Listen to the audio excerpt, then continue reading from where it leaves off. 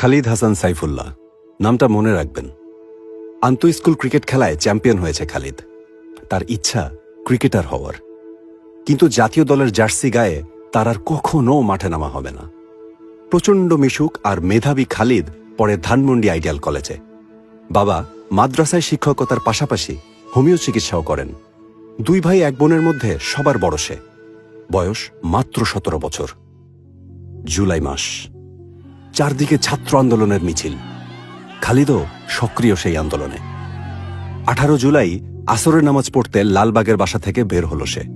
নামাজ শেষে বাসায় ফিরছিল খালিদ, আর তখনই আন্দোলনকারীদের ধাওয়া করে পুলিশ। আজিমপুর কোয়ার্টারে ঢুকে গুলি চালায়। গুলি লাগে খালিদের শরীরে। প্রচুর রক্তক্ষরণ হয়। রাত ১১টা বেজে গেলেও আর বাসায় ফেরেনি। খালিদের ফোনে কল করলে এক অপরিচিত লোক ফোন ধরে। বাবা ছুটে যান ঢাকা মেডিকেলের মর্গে। সেখানে অনেকগুলো লাশের মাঝে খুঁজে পান ছেলের লাশও। তার শরীরে ছিল শটগানের অন্তত ৭০টা গুলির চিহ্ন। তার পরিবার আজও যেন ঘোরের মধ্যে আছে। তাদের আশা খালিদকে জাতীয়ভাবে শহীদের মর্যাদা দেয়া হোক।